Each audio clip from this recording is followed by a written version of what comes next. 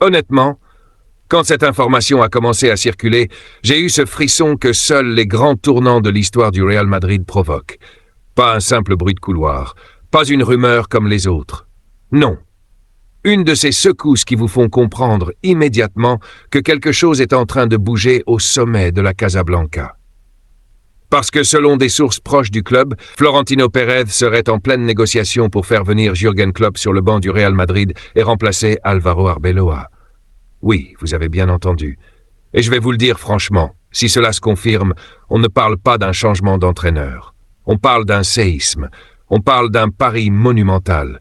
On parle d'un message envoyé à toute l'Europe. Et surtout, d'un ultimatum très clair. L'épreuve de vérité, ce n'est pas City. L'épreuve de vérité, c'est le Bayern Munich mardi, au Bernabéu, en quart de finale de Ligue des Champions. Et pour moi, c'est exactement là que tout prend sens. Mais avant d'aller plus loin, vous connaissez la tradition. Si vous vivez cette actualité comme moi, avec le cœur qui bat plus vite rien qu'en imaginant ce que pourrait devenir ce Real Madrid, laissez votre like maintenant. Abonnez-vous à la chaîne et activez la cloche pour ne rien rater de cette nouvelle ère qui pourrait commencer sous nos yeux. Et surtout, dites-moi en commentaire quelque chose de très précis. Si Florentino devait vraiment trancher aujourd'hui, vous prenez Klopp ou vous laissez Arbeloa jusqu'à la fin de la saison. Je veux votre avis sincère, parce qu'on touche à quelque chose de gigantesque. Maintenant, entrons dans le vif du sujet. Ce qui remonte depuis plusieurs médias espagnols, ce n'est pas une officialisation. Et il faut être rigoureux là-dessus. On ne va pas raconter des contes. Selon des sources proches du Real Madrid, Florentino Pérez serait en train de négocier activement pour convaincre Jürgen Klopp de prendre les commandes de l'équipe. Pas dans 6 mois. Pas pour une simple projection abstraite. Non. Pour agir vite, pour préparer l'immédiat, pour envoyer un électrochoc. Et ce détail est capital. Arbeloa n'est pas humilié dans cette histoire. Il reste l'homme du devoir, l'homme du moment, celui qui a tenu la barre quand il fallait tenir. Mais justement, tenir ne suffit plus quand le Bernabéu réclame une conquête. Pour moi, c'est là que Florentino montre sa vraie obsession. La Ligue des Champions. Toujours, encore, toujours plus. Peu importe les stars, peu importe les cycles, peu importe les critiques, ce club respire pour les nuits européennes. Et quand arrive un quart de finale contre le Bayern Munich, un adversaire qui a l'habitude des grandes batailles, un adversaire qui ne tremble pas, un adversaire qui sait punir la moindre hésitation, le président veut une réponse forte, une réponse immédiate, une réponse à la hauteur du blason. Et qui mieux que Klopp pour incarner ça? Honnêtement, si vous regardez froidement le profil, c'est presque une évidence. On parle d'un entraîneur qui n'est pas juste charismatique. On parle d'un homme qui transforme les vestiaires, un homme qui électrise les stades, un homme qui donne une identité à ses équipes. Au Liverpool de Klopp, il n'y avait pas seulement des joueurs. Il y avait une âme, il y avait une rage, il y avait une idée claire. Et c'est peut-être exactement ce qui manque par moments à ce Real Madrid pourtant rempli de talents extraordinaires. Parce que soyons honnêtes entre nous, le Real Madrid a des monstres. Des joueurs capables de faire basculer n'importe quel match en une seconde. Bellingham, Vinicius, Mbappé, Rodrigo, Camavinga, Tchouaméni. Et malgré ça, combien de fois avez-vous eu ce sentiment étrange? Celui de voir une équipe immense, mais pas encore totalement fusionnée. Une équipe brillante, mais pas toujours structurée par une philosophie qui dévore l'adversaire. Une équipe capable de gagner n'importe qui, mais qui donne parfois l'impression de jouer par éclair plutôt que par domination totale. Klopp, lui, ne vient jamais pour gérer. Il vient pour imposer. Il vient pour modeler. Il vient pour créer une identité. Et ça, au Real Madrid, c'est fascinant. Mais c'est aussi risqué. Parce que, il faut le dire clairement, faire venir Klopp à ce moment de la saison serait un coup d'une audace presque folle. À quelques jours d'un quart de finale contre le Bayern, vous ne changez pas simplement le nom sur la feuille de match. Vous changez l'énergie, vous changez les consignes, vous changez les repères, vous changez la psychologie d'un vestiaire entier. Et pourtant, je pense sincèrement que c'est justement ce genre de décision qui colle à l'ADN du Real Madrid. Quand tout le monde choisit la prudence, ce club choisit l'histoire. Les supporters de la Casablanca l'ont toujours compris. Au Real Madrid, les grands moments ne se préparent pas timidement. Ils s'attaquent de front. Et puis il y a cette dimension presque théâtrale qui rend l'affaire encore plus incroyable. Si Klopp arrive, si les négociations se concluent, si Florentino appuie sur le bouton, ses premiers pas se feraient dans un climat de guerre sportive absolue. Pas un petit match de Liga sans enjeu. Pas une prise de fonction confortable, non. Le Bayern Munich, mardi, quart de finale, Bernabéu. Franchement, si vous écriviez ça dans un film, on vous dirait que c'est exagéré. Et pourtant, c'est précisément ce qui rend l'histoire si puissante. Les Madridistas savent ce que représente ce duel. Bayern-Real, ce n'est jamais juste une affiche, c'est un chapitre de la Coupe d'Europe. C'est une rivalité qui a marqué des générations. C'est du prestige, de la tension, des cicatrices, des exploits, des souvenirs immortels. Ce genre de confrontation où chaque duel au milieu de terrain semble peser une tonne. Ce genre de soirée où même les tribunes jouent le match. Ce genre de rendez-vous où le Bernabéu ne regarde pas, il juge. Et justement, parlons du Bernabéu. Parce que si Klopp se rapproche réellement, le stade va entrer en éruption. Je pèse mes mots. Cet homme a un lien naturel avec les grandes foules, avec les émotions brutes, avec cette communion entre un coach et un peuple. Vous imaginez l'entrée? Vous imaginez les chants? Vous imaginez cette atmosphère électrique si la rumeur enfle jusqu'à mardi? Honnêtement, pendant quelques secondes, plus aucun cœur madrilène ne battrait normalement. Mais ce n'est pas tout. Parce qu'il y a un autre point qui, à mes yeux, révèle que Klopp ne serait pas seulement un symbole, il serait déjà dans l'action. Selon plusieurs échos proches du dossier, le technicien allemand aurait déjà commencé à réfléchir à des ajustements d'effectifs.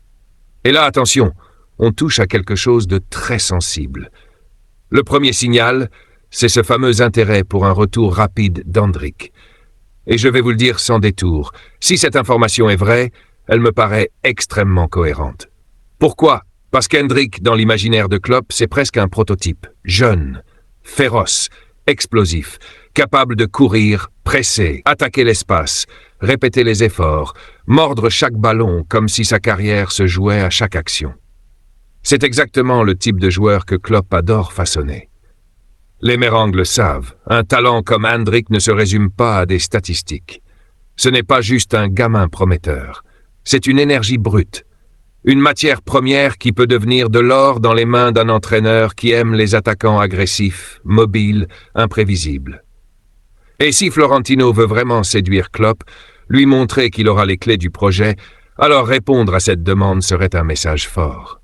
Mais là où l'histoire devient brûlante, c'est sur la deuxième demande évoquée dans les coulisses. Selon certaines indiscrétions, Klopp ne voudrait pas seulement des renforts ou des retours, il voudrait aussi un départ marquant, une grande figure, une star, un nom important de l'effectif. Et là, mes amis, on entre dans la zone rouge. Je vais être très clair, à ce stade, rien n'est confirmé sur l'identité du joueur concerné. Et je refuse de vous vendre du fantasme comme si c'était une vérité. Mais ce qui circule, c'est une idée. Klopp voudrait un milieu plus intense, plus vertical, plus agressif sans ballon. En d'autres termes, moins de confort, plus de guerre, moins de contrôle passif, plus de pression immédiate. Et si vous connaissez un minimum le football de Klopp, vous savez que ce n'est pas une lubie, c'est sa religion. Le fameux Gegenpressing, ce n'est pas juste courir partout, c'est une philosophie. C'est l'idée que la perte du ballon n'est pas un drame, mais le début d'une attaque. C'est l'idée que vous étranglez l'adversaire là où il croit respirer. C'est l'idée que la récupération la plus précieuse est celle qui se fait à 30 mètres du but adverse.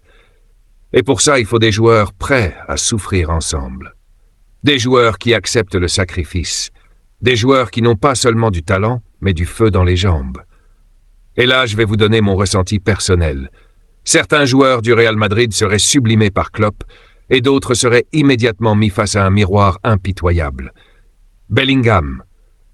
Pour moi, il peut devenir monstrueux sous ses ordres. Absolument monstrueux. Son volume, son agressivité, son intelligence de déplacement, son goût du duel. C'est du caviar pour Klopp.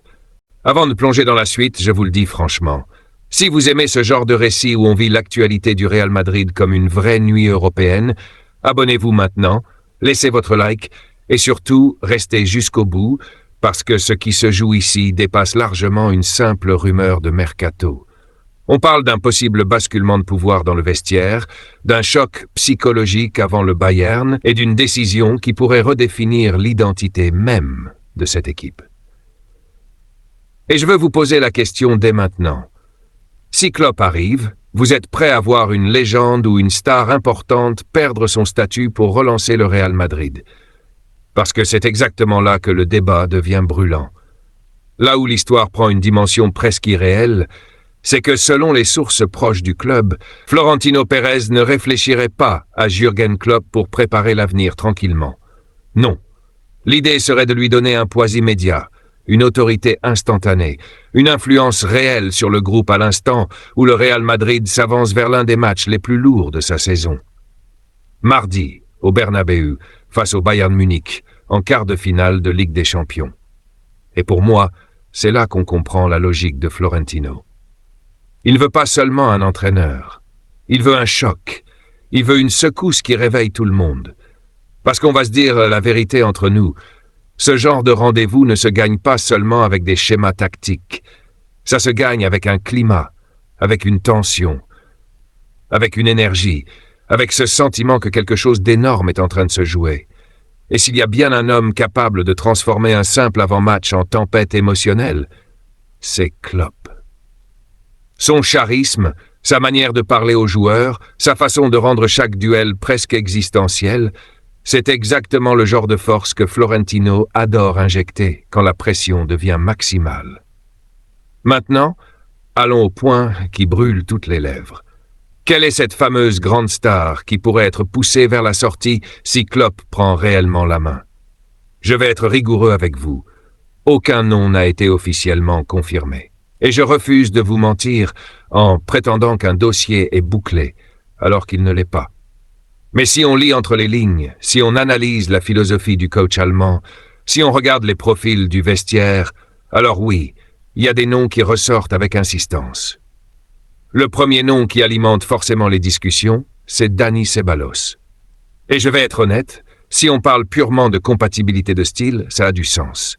Ceballos est un joueur élégant, fin techniquement, capable de calmer le rythme, de jouer en possession, de garder le ballon dans les petits espaces. Mais dans le football de Klopp, c'est pas suffisant. Il faut mordre, il faut répéter les courses, il faut avaler des mètres, il faut transformer chaque perte en chasse collective. Et là, pour moi, Ceballos n'a pas le profil naturel d'un soldat du Gegenpressing. Est-ce qu'il pourrait être sacrifié? Oui, clairement. Est-ce que ce serait la grande star évoquée? Honnêtement, non.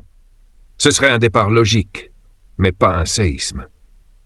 Le deuxième nom, et là on touche à quelque chose de beaucoup plus sensible, c'est Luka Modric. Et rien que de prononcer cette hypothèse, ça serre la gorge. Parce qu'on parle d'une légende absolue, d'un homme qui a élevé le milieu de terrain au rang d'art, d'un joueur qui a offert des nuits que nous n'oublierons jamais. Mais je vais vous dire une chose avec tout le respect du monde. Klopp est un entraîneur du présent, pas du musée. Il respecte les légendes, oui, il admire les grands joueurs, oui, mais il choisit d'abord ceux qui peuvent soutenir son intensité. Et à ce niveau-là, même si Modric reste un génie, l'âge pèse. Les efforts répétés pèsent. La verticalité permanente pèse. Est-ce que cela veut dire que Klopp voudrait l'écarter brutalement? Je n'y crois pas totalement. Mais est-ce que son rôle pourrait être fortement réduit? Absolument. Et au Real Madrid, parfois, réduire le rôle d'une légende est déjà vécu comme une révolution. Les merengues le savent mieux que quiconque. Dans ce club, les statuts sont immenses, mais le terrain décide toujours.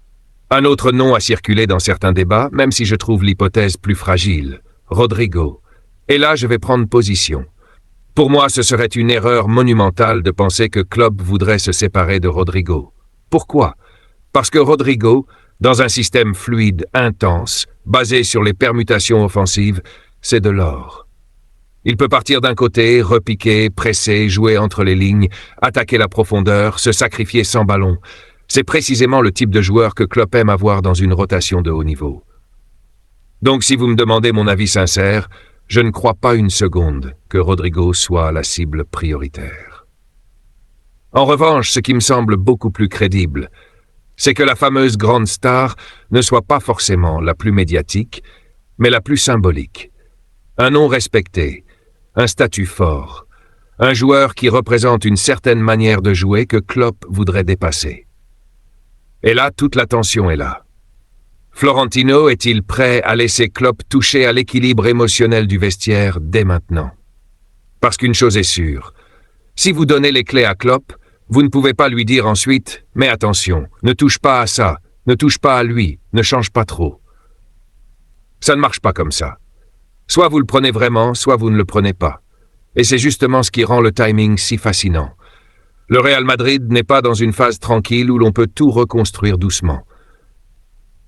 Non, le club est face à une échéance brutale. Le Bayern Munich arrive mardi au Bernabéu, et tout le monde le sait. Ce genre de match révèle tout. Les fragilités, les caractères, les hiérarchies, les limites, les vérités. Parlons justement du Bayern. Parce que beaucoup de gens regardent cette possible arrivée de Klopp uniquement à travers le prisme du banc madrilène. Mais moi je pense qu'il faut aussi voir ce que ça représente en face. Pour le Bayern, entendre que Florentino négocie potentiellement avec Klopp juste avant un quart de finale, c'est un message. Un message puissant, presque provocateur, presque psychologique. On parle d'un entraîneur allemand, immense figure du football européen, qui pourrait débarquer au Real Madrid juste avant un choc contre le géant bavarois. Franchement, symboliquement, c'est gigantesque. Les supporters de la Casablanca doivent comprendre une chose. Ce n'est pas seulement une histoire de tactique, c'est une guerre de narration. Qui impose son histoire avant le match? Qui arrive avec le plus de confiance? Qui fait trembler l'autre avant même le coup d'envoi? Et si le nom de Klopp prend de l'ampleur dans les prochaines heures, le Bayern va forcément le sentir. Même si publiquement ils afficheront du calme, même si leurs cadres parleront de concentration, même si le staff refusera de commenter. En interne, ils sauront que Madrid essaie peut-être de créer un climat insupportable. Et puis, sur le terrain, soyons sérieux, le Bayern reste une menace immense. C'est une équipe capable de punir la moindre perte de concentration. Une équipe qui a de l'expérience, de la puissance, des automatismes. Une équipe qui adore les matchs où l'adversaire est perturbé. C'est pour ça que la possible arrivée de Klopp est à double tranchant. Oui, elle peut galvaniser. Oui, elle peut réveiller. Oui, elle peut faire exploser le Bernabéu. Mais si le groupe n'absorbe pas bien cette onde de choc, ça peut aussi créer de la confusion. Et c'est là que le rôle d'Arbeloa devient crucial. Parce que, je veux le dire clairement, Arbeloa n'est pas le problème dans cette histoire. Et je trouve important de le rappeler. Il a tenu son rôle, il a assumé dans une période délicate, il a porté ce blason avec loyauté. Mais parfois, au Real Madrid, la loyauté ne suffit pas quand la Champions entre dans sa phase où les monstres se réveillent. Florentino ne juge pas seulement le travail. Il juge la capacité à survivre à l'histoire. Et face au Bayern, il veut peut-être un homme qui a déjà traversé des tempêtes comparables. Les Madridistas connaissent cette logique. Au Real, on ne vous demande pas seulement d'être bon, on vous demande d'être plus grand que la pression. Et c'est exactement pour ça que Klopp fascine autant dans ce contexte, parce qu'il a déjà construit des équipes qui jouaient avec le couteau entre les dents. Parce qu'il a déjà transformé des groupes talentueux en armées, parce qu'il sait créer cette fameuse mentalité de siège où tout le monde court pour tout le monde. Et honnêtement, quand vous regardez certains profils de l'effectif actuel, vous voyez immédiatement le potentiel. Bellingham sous Klopp, ça pourrait devenir une monstruosité européenne. Un joueur total, un milieu qui presse, casse les lignes, arrive dans la surface, impose sa personnalité, étouffe l'adversaire. Pour moi, il pourrait devenir l'un des grands symboles de cette transformation. Camavinga? Son énergie naturelle, sa capacité à couvrir, à accélérer, à survivre dans le chaos, c'est presque écrit pour lui. Tchouaméni, dans un système qui valorise l'impact et l'occupation intelligente des zones, il peut devenir une colonne vertébrale. Vinicius? Je vais vous le dire franchement, si Klopp parvient à rendre Vinicius encore plus constant sans lui enlever sa folie, l'Europe est en danger. Parce qu'un Vinicius libre, mais encadré dans un système de pression ultra coordonné, c'est un cauchemar pour n'importe quelle défense. Mbappé? Là, c'est presque indécent à imaginer. Des récupérations hautes, des transitions immédiates, des espaces attaqués à pleine vitesse, c'est le genre de contexte où il peut détruire partie d'eux.